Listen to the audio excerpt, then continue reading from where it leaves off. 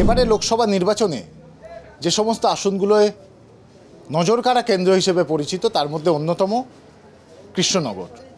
এখানে একদিকে যেমন লোকসভা থেকে বহিষ্কৃত সাংসদ মহুয়া মৈত্র, তিনি আবার তৃণমূলের টিকিট পেয়েছে। অন্যদিকে অমৃতা রায়, রাজ পরিবারের সদস্যা, তিনি বিজেপির প্রতীকে লড়াই করছেন।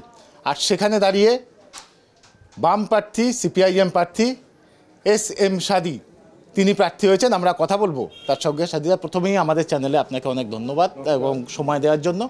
যে বিষয়টি জিজ্ঞেস করা, যে এরম দুজন হেভিওয়েট এবারে ভোটের নির্বাচনে লড়াই করছে, সেখানে দাঁড়িয়ে আপনি লড়াই করবেন, লড়াই কতটা কঠিন? প্রথমত কথা বলি যে আমাদের লড়াই হচ্ছে নীতিগত লড়াই। আপনি যে অর্থে হেভিওয়েট বললেন, সেই অর্থে তো ওজন বোঝা যায় না। যে প্রার্থীরা যে দলের প্রতিনিধিত্ব করেন, সেই দলের নীতি, তার কার্যকলাপ, তাদের ভূমিকা, সেগুলোই প্রতিফলিত হয়। স্বভাবতই এই মুহূর্তে আমরা লড়াই করছি গোটা দেশে এবং আমাদের রাজ্যে যে লাগামহীন দুর্নীতির বিরুদ্ধে, কাজের জন্য কাজের দাবিতে, মজুরির দাবিতে, মূল্যবৃদ্ধির বিরুদ্ধে। অস্বাভাবিক যে মূল্যবৃদ্ধি এই সময়কালে সারা দেশে, এর বিরুদ্ধে আমাদের লড়াই। 11 সালের পর থেকে রাজ্যে তৃণমূল কংগ্রেস, 14 সালের পর থেকে দেশে আরএসএস পরিচালিত বিজেপি, এবং এরা দুজনাই কর্পোরেট দ্বারা নিয়ন্ত্রিত।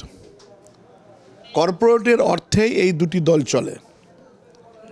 সাম্প্রতিক সময়ে যে ইলেকশন বন্ড এদের নগ্ন চেহারাটা খুলে দিয়েছে। ইলেকশন বন্ড যে টাকা নিয়েছে বিজেপি, প্রায় 6,000 কোটি টাকার উপরে, এটা এত বড় দুর্নীতি। আমাদের দেশের যিনি বর্তমানে অর্থমন্ত্রী রয়েছেন, নির্মলা সীতারামন, তার স্বামী বিশিষ্ট অর্থনীতিবিদ তিনি বটে, তিনি বলেছেন স্বাধীনতার পর এত বড় দুর্নীতি হয়নি। এই হচ্ছে বিজেপি। তৃণমূল কংগ্রেস, আমাদের রাজ্যে মমতা ব্যানার্জি, তিনিও কম না, 1,000 কোটি টাকার উপরে। হেলিকপ্টারে ঘুরছেন, হেলিকপ্টারের টাকা জোগাচ্ছে কে? তাহলে এই যে দুর্নীতি, এই দুর্নীতির সঙ্গে হচ্ছে এই দুই দল যুক্ত রয়েছেন, এই দুই দলের কার্যকলাপ। স্বভাবতই এই দুই দল থেকে যারা প্রতিনিধিত্ব করছেন, তাদের ভূমিকা তো আর কিছু থাকে না, বাড়তি কিছু থাকে না। এছাড়াও মূল্যবৃদ্ধি থেকে শুরু করে কাজ, পরিযায়ী শ্রমিক আমাদের এই লোকসভা কেন্দ্রে, এইসব বিষয়গুলো হচ্ছে যে আমরা আলোচনা করছি, আমি উত্থাপন করছি। এবং অন্য দল সম্পর্কে তো তাদের যে ভূমিকা, কার্যকলাপ মানুষ বিচার করবে। একটা বিষয় এখানে জিজ্ঞেস করার, যে যখন মহুয়া মৈত্রকে সংসদ থেকে বহিষ্কার করা হলো, সে সময় ইন্ডিয়া জোট, যেটা আপনাদের, তারা প্রতিবাদ করেছে। আপনারা ইন্ডিয়া জোটে রয়েছেন, সেখানে দাঁড়িয়ে তো আপনারাও সেই যে বহিষ্কার, তার বিরোধিতা করেছিলেন। আপনার বক্তব্য এখানে দাঁড়িয়ে সেই প্রার্থীর বিরুদ্ধে সাধারণ মানুষ শুনবে, আপনি মনে করেন? কারণ আমরা যেটা বিরোধিতা বলেছিলাম, যে পদ্ধতিতে সংসদীয় গণতন্ত্রের রীতিনীতি ভঙ্গ করে যে অত দ্রুততার সঙ্গে এটা করা হয়েছিল, এই পদ্ধতির বিরোধিতা করেছিলাম। কিন্তু হীরানন্দানী সহ অন্যান্যদের সঙ্গে তার যে সম্পর্ক, বা লোকপাল যে নির্দেশ দিয়েছে যেটা তদন্ত হোক, আমরাও তো চাই যে এটার স্পষ্টতা আসুক, এটার স্পষ্টতা পাক। একটা বড় ধরনের ঘটনা এটা ভারতবর্ষের সংসদীয় গণতন্ত্রের ইতিহাসে। সেই জন্য আমরা চেয়েছি এটা। সেজন্য আমরা তখন সমর্থন নয়, পদ্ধতির বিরোধিতা করেছিলাম আমরা, পদ্ধতির। ঠিক যেরকম পার্লামেন্টের সদস্যদের আপনি জানেন, তাদেরকে একদিন পার্লামেন্ট হাউস থেকে সব বের করে দেওয়া হয়েছিল, এবং বিরোধী শূন্য হাউসে জনবিরোধী অসংখ্য বিল পাশ করে নিয়েছিল বিজেপি। আমরা এই পদ্ধতি বিরোধিতা করেছিলাম, কারণ হাউস হচ্ছে অপোজিশনের, সেখানে অপোজিশনের কথা বলার অধিকার এই সময়কালের মধ্যে বিজেপি দেয়নি, দিল্লিতে নরেন্দ্র মোদী দেয়নি। কথা বলার অধিকারও কেড়ে নিয়েছিল। এটা সংসদীয় গণতন্ত্রের ক্ষেত্রে খুব বিপদ। আর এনার ক্ষেত্রে আমরা সেই জন্যই বলেছিলাম পদ্ধতির বিরোধিতা করেছি, কিন্তু এখন যেটা চলছে লোকপাল নির্দেশ দিয়েছে, তাকে সম্মুখীন হতে হবে যে সমস্ত ঘটনাবলী।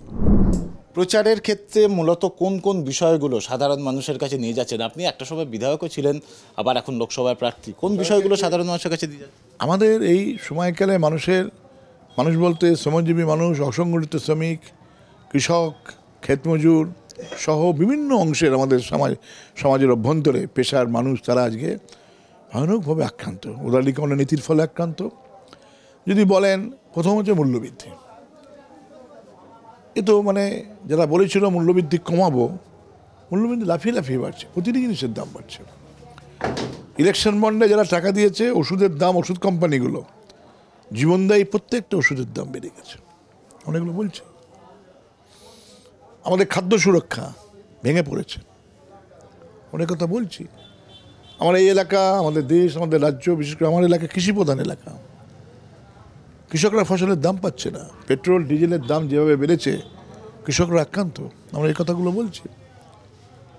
11 সালের পর থেকে রাজ্যে কোনো শিল্প হয়নি। পরিযায়ী শ্রমিক, হাজার হাজার পরিযায়ী শ্রমিক আমাদের ঘরে, এই এলাকাতেও তারা বাইরে রয়েছে, দেশ ছেড়ে বিদেশে পড়ে রয়েছে। তাদের জীবন জীবিকার কথা আমরা বলছি যে এগুলো নিয়ে আসতে হবে। আর এই বেলাগাম দুর্নীতি, শিক্ষাক্ষেত্রে দুর্নীতি, মন্ত্রী জেলে, এমএলএ জেলে, লাগামহীন পঞ্চায়েতে লুট, পৌরসভায় লুট, লাগামহীনভাবে গোটা রাজ্যে সিন্ডিকেট রাজত্ব, একেবারে বেআইনি কনস্ট্রাকশন, বিল, পুকুর জমে সব ভরাট করে সেখানে বেআইনি সমস্ত বহুতল নির্মাণ হচ্ছে সব জায়গায়। এখানে এর পিছনে যেখানে আপনি তাকাবেন সেখানে তৃণমূল পাবেন, তৃণমূলের এই সিন্ডিকেট বাহিনীকে পাবেন। এগুলো মানুষকে কাছে আমরা বলছি, আমরা এই কথাগুলো। আর দিল্লিতেও একই, রেল বিক্রি হয়ে গেল, রেলের সম্পত্তি বিক্রি হচ্ছে, রেলের লাইন বিক্রি হয়ে যাচ্ছে, স্টেশন বিক্রি হয়ে যাচ্ছে, ইস্পাত শিল্প আজকে বেসরকারিকরণ, কয়লা আজকে বেসরকারিকরণ, ব্যাংক বিমা আজকে বেসরকারিকরণ করে দিচ্ছে খোলা বাজারের মধ্যে দিয়ে, কর্মসংকোচন কমে যাচ্ছে। এসব কথা আমরা বলছি। সাথে সাথে আমি এ কথাও বলছি যে পার্লামেন্টে মেম্বার হিসেবে যারা ছিলেন তারা দায়িত্ব পালন করেননি। আমাদের কৃষ্ণনগর করিমপুর রেল লাইন একটা বিরাট ব্যাপার, হয়নি। আমাদের কৃষ্ণনগর লোকসভাতে কৃষিতে ডাইভার্সিফিকেশন হয়েছে।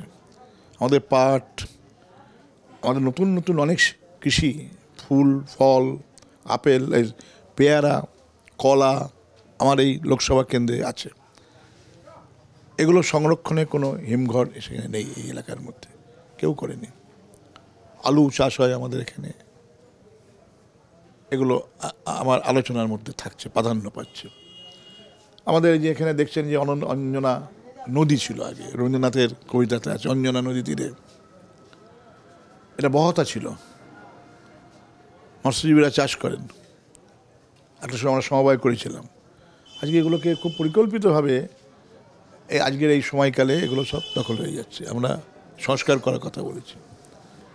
নদী বিল বাওয়ার আজকে মৎস্যজীবীরা উচ্ছেদ হয়ে যাচ্ছে, তৃণমূলের গুন্ডারা সব দখল করে নিয়েছে। সাধারণ যারা মৎস্যজীবী মাছ চাষ করে তাদেরকে উচ্ছেদ করে দিচ্ছে, তৃণমূলের গুন্ডা বাহিনী তারা লুটপাট করছে সে সমস্ত। আমরা বলেছি যে মৎস্যজীবীদেরকে জলাতে তার অধিকার দিতে হবে। আমি সব কথাগুলো বলছি। আমাদের বেলডাঙ্গাতে, এই কৃষ্ণনগর বেলডাঙ্গা, আপনি যেখানে এলেন, ওখানে ফ্লাইওভার নেই রেলের ওপরে। আমাদের বেথরৌলিতে এরকম বহু জায়গায় আমাদের ফ্লাইওভারের বিষয় আছে। আমাদের 73 সাব ডিভিশন, তার 73 এবং তার সঙ্গে জলঙ্গির ওপর ওখানে একটা যদি ব্রিজের কথা দীর্ঘদিন ধরে ওখানকার মানুষের দাবি, দীর্ঘদিন ধরে, তাহলে একটা বলা যেতে পারে 73 সাব ডিভিশনের সঙ্গে বৃহত্তর এলাকা জেলার যুক্ত হয়ে যায়, বর্ধমান সঙ্গে যুক্ত হয়ে যায় সরাসরি। এসব কথাগুলো আছে। রেল লাইনের কথা বলেছি, কৃষ্ণনগর করিমপুর রেল লাইন প্রায় 100 কিলোমিটারের ওপরে। আমরা দীর্ঘদিন ধরে সব দাবি তুলেছি, এবারে আমি এসব কথাগুলো বলছি। আমাদের মাটিয়ারি, আমাদের ধর্মদা মোড়াগাছা, আমাদের কৃষ্ণনগরের মৃৎশিল্প আছে এখানে, সেখানে ধরুন কাঁসা পিতলের শিল্প হয় ধর্মদা এতে, মাটিয়ারিতে কাঁসা পিতল শিল্প, মৃৎশিল্প, এগুলো এদেরকে পুনর্জাগরণ, পুনর্গঠন এবং এগুলোকে আরও ভালো করে তার বিপণনের যে ব্যবস্থা করা। আর কাঁসা পিতল শিল্পটা আজকে আক্রান্ত হয়ে গেছে, ক্ষুদ্র শিল্প তো এই জিএসটির চাপে এগুলো আক্রান্ত হয়ে গেছে। এসব কথা আমরা মানুষের কাছে বলছি। বিশেষ করে ক্ষেতমজুর এবং পরিযায়ী শ্রমিক, ক্ষেতমজুরের মজুরি, মমতা ব্যানার্জি বলছেন যে দিল্লির সরকার ক্ষেতমজুরের মজুরির টাকা দিচ্ছে না। আমরা বলছি সেই লড়াই আমরা আছি। আপনি কেন দিল্লি সরকারের বিরুদ্ধে মামলা করছেন না? আমার ক্ষেতমজুরদের হকের টাকা, শ্রমের টাকা, দিল্লির কোনো অধিকার নেই। আপনি মমতা ব্যানার্জি আপনার যারা পালি পর্ষদ রয়েছেন অভিযুক্ত দুর্নীতিতে, তাদের বাঁচানোর জন্য আপনি সুপ্রিম কোর্টে যাচ্ছেন, রাজ্যের মানুষের টাকা নিয়ে সুপ্রিম কোর্টে যাচ্ছেন। অথচ আপনি ক্ষেতমজুরদের যে হক মজুরি যে আটকে রেখে দিয়ে যে বলছেন আপনি, সেই টাকা আদায়ের জন্য আপনি মামলা করছেন না। মামলা করুন, মামলা উনি করবেন না, কারণ এরা লুট করছে। তৃণমূল এবং বিজেপি উভয়ই হচ্ছে 100 দিনের টাকা লুট করছে, আমার ক্ষেতমজুরদেরকে বঞ্চিত করছে, গরিব মানুষকে বঞ্চিত করছে। একটা প্রশ্নে আসি যে তৃণমূল কংগ্রেস বা বলা যায় যে তৃণমূল কংগ্রেস সরকার বা মুখ্যমন্ত্রী লক্ষ্মীর ভাণ্ডার, দুয়ারে রাশন, এরকম একাধিক জনমোহিনী প্রকল্প তারা চালু করেছে, সাধারণ মানুষের একটা বড় অংশ সেটা পাচ্ছে। কেন্দ্রীয় সরকারের তরফ থেকেও এই ধরনের বেশ কিছু প্রকল্প রয়েছে। আপনারা বিধানসভাতে শূন্য, লোকসভাতে শূন্য, আপনাদের বক্তব্য মানুষ শুনবে, হয়তো মিছিল মিটিংয়ে মানুষ যাবে, কিন্তু কেন শুনবে? কারণ যে দুই দল সরকারে রয়েছে তারা তো মানুষের জন্য অনেক কিছু করছে, তো সেখানে দাঁড়িয়ে তারা এই দুই দল বাদ দিয়ে আপনাদের বক্তব্য কেন শুনবে? আমাদের বক্তব্য এই জন্যই শুনবে যে ধরুন আপনি যেটা বললেন যে এই সমস্ত যে প্রকল্পগুলো, এই প্রকল্পগুলো ছিল যখন বামফ্রন্ট সরকার ছিল তখন ছিল এই প্রকল্প, নতুন প্রকল্প না। বিভিন্নভাবে তখন থেকেই এই প্রকল্পগুলো আছে। এবং আজকে লক্ষ্মীর ভাণ্ডার, আমরা বলেছি কি যে লক্ষ্মীর ভাণ্ডার সেটা দিচ্ছেন সরকার, সরকারি পয়সা, আরও বেশি দিলে ভালো হয়। লক্ষ্মীর ভাণ্ডার ছিল সেই সময়, হ্যাঁ, বিভিন্ন আমাদের এম্পাওয়ারমেন্ট ছিল, মহিলাদের জন্য তাদের এম্পাওয়ারমেন্টের কর্মসূচি ছিল। আমরা বলেছিলাম যে মহিলাদেরকে স্বনির্ভর করুন, সেলফ হেল্প গ্রুপের মধ্যে দিয়ে স্বনির্ভর করুন। সেটা এটা তো লক্ষ্মীর ভাণ্ডার কি, লক্ষ্মীর ভাণ্ডারের মধ্যে দিয়ে কি তার সমস্যার সমাধান হয়ে যায়? টাকা আসছে তার, ঠিক আছে, কিছু টাকা তার কাজে লাগছে, আচ্ছা সেটা তার উপশম হচ্ছে, ব্যথার যন্ত্রণাতে তার কিছু উপশম হচ্ছে। এটা সরকারি টাকা, এটা কালীঘাটের টাকা না, এটা তৃণমূল কংগ্রেসের টাকা না। আমি নিজেকে সব জায়গায় বলেছি লক্ষ্মীর ভাণ্ডার নিন, নেবেন, ও টাকা আপনার টাকা, জনগণের টাকা, ট্যাক্সের টাকা। কিন্তু ওতে আপনার তো আপনার সন্তানটা, যাকে আপনি বিএমএ পাশ করিয়ে কষ্ট করে খেয়ে না খেয়ে আপনি মানুষ করলেন, তার চাকরি তো হচ্ছে না। আপনি কেন হাত পাতবেন? বা কেন আপনি এসব সামাজিক এই সমস্ত স্কিমগুলোতে নিন? তখন মা বোনেরা বলছে ঠিকই তো, ঠিকই, রাজ্যের ছেলেদের কাজ চাই, তো শিল্প চায়। 11 সালের পর থেকে কোনো শিল্প হয়নি। শিল্প না হলে কোনো উন্নয়নশীল দেশে বেকার সমস্যার সমাধান হয় না, কর্মসংস্থান হয় না। আমাদের রাজ্যে 11 সালের পরে কোনো ভারী শিল্প নেই। আমরা যখন এমএলএ ছিলাম বিধানসভাতে বারে বারে এসব প্রশ্ন জানতে চেয়েছি মমতা ব্যানার্জির কাছে, যে কত ভারী শিল্প, কত কর্মসংস্থান হয়েছে। কর্মসংস্থান মানে সব শিল্প না, কর্মসংস্থান মানে মুড়ি শিল্প না, কর্মসংস্থান মানে ভারী শিল্প। সেখানে ভারী শিল্পের সঙ্গে সঙ্গে অনুসারী শিল্প, একটা এলাকায় বড় শিল্প হলে শিল্পের সঙ্গে আরও ছোটো ছোটো ছোটো ছোটো শিল্প হয়, পরিবহন শিল্প হয়, অনেক মানুষ এই কাজে যুক্ত হতে পারে। এইটা হয়নি। লক্ষ্মীর ভাণ্ডার, এটা বিভিন্ন রাজ্যেই সমস্ত প্রকল্পগুলো থাকে। এটা হচ্ছে মানুষের যে মৌলিক যে বিষয়গুলো, কাজ, মজুরি, মৌলিক বিষয়গুলো, সেই মৌলিক বিষয়গুলো থেকে দৃষ্টিভঙ্গি ঘোরানোর জন্য সরকার কখনো কখনো এরকম জনপ্রিয় কর্মসূচি নেয়। আমরা এটা বিরোধিতা করি না, আমরা বরং আমাদের সময়েও আমরা বলছি যে ঠিক আছে, কিন্তু এতে সার্বিক সমস্যার সমাধান হয় না। অনেকে তো বলছে যে আপনারা ব্র্যান্ডিং করতে পারেনি, মমতা বন্দ্যোপাধ্যায় ব্র্যান্ডিং করেছে, ফলে সেই ধরনের সুযোগ সুবিধাগুলো পেয়ে। আপনি তাকিয়ে দেখুন আমাদের ছেলেদের হাতে কী কাজ আছে। কেন 11 সালের পরে রাজ্যে এত পরিযায়ী শ্রমিক লকডাউনের সময় দেখেছেন? হাজার হাজার পরিযায়ী ফিরছে। যখন 2024 সালে যখন 24শে মার্চ লকডাউন ঘোষণা হয়ে গেল, তারপর তো দেখলেন দেশের মানুষ তো ঘরে দেখলো যে কত পরিযায়ী শ্রমিক বাংলা থেকে কেরল, চেন্নাই, গোয়া, নাসিক সহ গাজিয়াবাদ, সাহিবাবাদ, চণ্ডীগড়, আমাদের রাজ্যে ছড়িয়ে গেল, রাজ্যের শ্রমিক তারা। রাজ্যে কাজ কোথায়? রাজ্যে তো কোনো কাজ নেই। তাহলে ব্র্যান্ডিং কিসের ব্র্যান্ডিং? ব্র্যান্ডিং হচ্ছে, ওনার ব্র্যান্ডিং হচ্ছেন মোদি নামুনকিন, মোদি মানে সব সমস্যার সমাধান, কিন্তু সমাধান নেই। সমাধান নেই। টাকার দাম কমে যাচ্ছে, জিনিসের দাম বেড়ে যাচ্ছে, পেট্রোল ডিজেলের দাম বাড়িয়ে গেছে, 1000 টাকার উপরে গ্যাসের দাম, 100 টাকা কমাচ্ছেন, মানুষকে বোকা বানানোর চেষ্টা করছেন, জুমলা করছেন। আর ইনিও বাংলা ব্যান্ডের নাম করে, উন্নয়নের নাম করে দেখছেন কাদের উন্নয়ন হচ্ছে। উত্তম সর্দার, শাহজাহান, এদের উন্নয়ন। তৃণমূলের নেতা নেত্রী যারা রয়েছেন পঞ্চায়েত পৌরসভায় ভোটে লুট করে পঞ্চায়েতের প্রধান হয়েছেন, তাদের উন্নয়ন। উন্নয়ন তো তৃণমূল কংগ্রেসের নেতাদের হচ্ছে। আমজনতার কথা, এমনকি প্রচুর তৃণমূল কংগ্রেসের সাধারণ মানুষ, তারা কি এই জায়গায় আছেন? নেই। সেজন্য এটা দিয়ে একটা রাজ্যের বা দেশের উন্নয়ন সামগ্রিক নির্ভর করে মানব সম্পদের উন্নয়ন। আপনি কত বেশি মানব সম্পদের উন্নয়ন করছেন। শিক্ষা ব্যবস্থাটা কি কোমর ভেঙে গেছে? শিক্ষা ব্যবস্থা বলে কিছু 4.5 লক্ষ করে পশ্চিমবাংলাতে মাধ্যমিক শিক্ষায় সে পরীক্ষার্থীরা পরীক্ষা দেয়নি, কম পরীক্ষা দিয়েছে।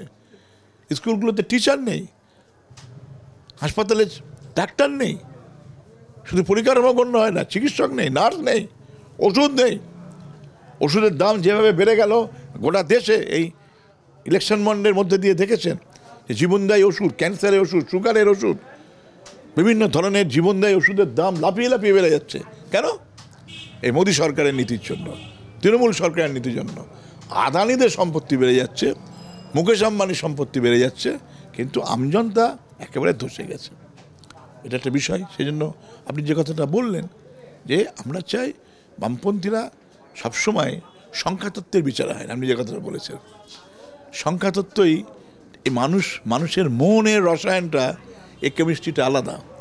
এটা 2 আর 2 4 এইভাবে আপনি শতসিদ্ধে পৌঁছতে, এটা পাটিগণিতের নিয়মে হয়, অঙ্কের নিয়মে হয়, কিন্তু মানুষের জীবনের যে কেমিস্ট্রি, মনের যে কেমিস্ট্রি, প্রতিদিন প্রতি মুহূর্তে সে জীবন যন্ত্রণা থেকে শিক্ষা নিয়ে উপলব্ধি করে। আজকের জীবন যন্ত্রণাতে এটা মানুষের মনে করছে যে বিজেপি বা তৃণমূল আলাদা কিছু না। যা বিজেপি তাই তৃণমূল, যা তৃণমূল তাই বিজেপি। আয়ারাম গয়ারাম, এ দল ও দল, সকালে তৃণমূল, রাতে বিজেপি, সকালে তৃণমূল। কে কোথায় কখন আছে আলাদা কিছু না। যে শুভেন্দু তৃণমূলের নেতা, তিনি এখন বিজেপির নেতা।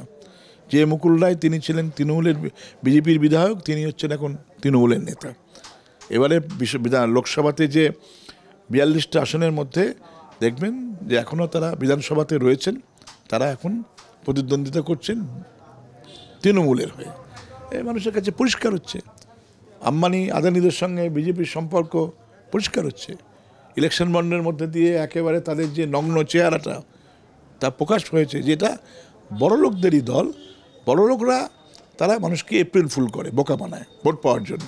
সেই জন্য তারা করেছে। আদতে তৃণমূল আর বিজেপি পরস্পর একসঙ্গেই রাজ্যে তারা চাইছে যে মানুষকে বোকা বানিয়ে কর্পোরেটের স্বার্থ সিদ্ধ করা, পুঁজিপতিদের সাহায্য সিদ্ধ করা, এবং তার বিরুদ্ধে আমাদের রাজ্যের বেকার ছেলেরা, মেয়েরা, আমাদের শ্রমিকরা, বিভিন্ন স্তরের শ্রমিকরা, তারা কৃষকরা, ক্ষেতমজুররা, মা বোনেরা, মধ্যবিত্ত কেরানি কর্মচারী, শিক্ষকরা, সরকারি কর্মচারী, কেন্দ্রীয় সরকারি কর্মচারী, সবাই এবারে তার জীবনের অভিজ্ঞতাতে বুঝেছে এই দুই দল মানুষের শত্রু, জনগণের শত্রু।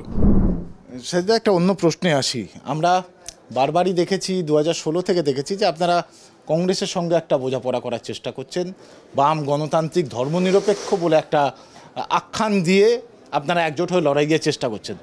আপনাদের ভোট হয়তো কংগ্রেসে শিফট করে বলে অনেক রাজনৈতিক মহল মনে করে। কংগ্রেসের ভোট কি বামপন্থীদের শিফট করে আপনি মনে করেন? আপনি দীর্ঘদিনের রাজনীতিবিদ, আপনি বিধায়ক ছিলেন। আমাদের কথাটা হচ্ছে স্পষ্ট, সারা দেশে একটা ফ্যাসিস্টিক সরকার চলছে। যে সরকার মানুষের যে অধিকারগুলো আছে, কথা বলার অধিকার, ডেমোক্রেটিক রাইট খর্ব করছে। শ্রমিক শ্রেণীর ধর্মঘট করার অধিকার তারা শ্রমকোডের মধ্যে দিয়ে কেড়ে নিয়েছে। ধর্মঘট করার বা বোনাস পাওয়ার বা ইউনিয়ন করার অধিকার। কৃষকদের ফসলের দাম না দিয়ে তাদের দিল্লিতে পথে বসিয়ে রেখেছে। মহিলারা আক্রান্ত হচ্ছে, দেখেছেন না মহিলা কুস্তিগিররা কীভাবে তারা তাদের সম্মান, জাতীয় সম্মান তারা প্রত্যার্পণ করেছে, ফেলে দিয়েছে। এই কুস্তিগিররা, সারা দেশে মহিলারা আক্রান্ত হচ্ছে। সেগুলো ঠিক আছে, কিন্তু কংগ্রেসের ভোট কি আসে? তার মানে কি, একটা ফ্যাসিস্টিক সরকার চলছে। আমরা বলেছি এই সরকারকে একে পরাস্ত করতে হবে। পরাস্ত করতে গেলে পরে এর বিরুদ্ধে হচ্ছে সব শক্তিকে এক জায়গায় করতে হবে। সেই শক্তিকে কারা? তারা যারা বাম, গণতান্ত্রিক, ধর্মনিরপেক্ষ এবং আমাদের দেশের সংবিধানের প্রতি আস্থাশীল। সেই ক্ষেত্রে সেই যে ব্রডার প্ল্যাটফর্ম, তার যে চেষ্টা, সেই চেষ্টা আমরা চালিয়েছি। সেটা হচ্ছে বামপন্থীরা, কংগ্রেস, বিভিন্ন দল সবাই একজোট হয়ে এই বিজেপি এবং তৃণমূলকে পরাস্ত করা রাজ্যে, আমাদের রাজ্যে। আর সারা দেশে তো তৃণমূল নেই, তৃণমূল তো আঞ্চলিক দল, সর্বভারতীয় দল নয়। সারা দেশে হচ্ছে আমরা বিজেপিকে পরাস্ত করতে চাই। সেই জন্য সেইভাবেই আমরা বোঝাপড়া করেছি, আসন সমঝোতা হয়েছে এবং আমরা তো সেই বোঝাপড়া থেকেই নির্বাচনে লড়ছি এবং আমাদের অভিজ্ঞতা ভালো। আমরা এবারের নির্বাচনে যেভাবে সমঝোতা হয়েছে, আমাদের আসন সমঝোতা, আমরা মনে করি এর মধ্যে দিয়ে 100% বামপন্থী কর্মীরা, জাতীয় কংগ্রেসের কর্মীরা এই দুই দলকে পরাস্ত করতে ভূমিকা নিচ্ছে এবং নেবে। ভূমিকা পালন করবে সেটা নিয়ে আমার কিছু বলার নেই, কিন্তু কংগ্রেসের ভোটার যারা, তারা কি আপনাকে ভোট দেবে? আপনার এলাকায় যেটুকু ভোট রয়েছে নিশ্চয়ই দেবে, দিয়েছে এবং দেবে। আমি যখন পলাশীপাড়া বিধায়ক ছিলাম দিয়েছে, এবারও দেবে। তারা কেন দেবে না? কেন দেবে না? তারা তো দলকে ভালোবাসে, তাদের দলকে ভালোবাসে। দুই দলের মধ্যে বোঝাপড়া হয়েছে, আমি নিশ্চিত, 100% নিশ্চিত। আপনার এলাকায় বা আপনার লোকসভা কেন্দ্রের মধ্যে হয়তো খুব একটা ফ্যাক্টর না হলেও একটা মতুয়া সম্প্রদায়ের ভোট রয়েছে।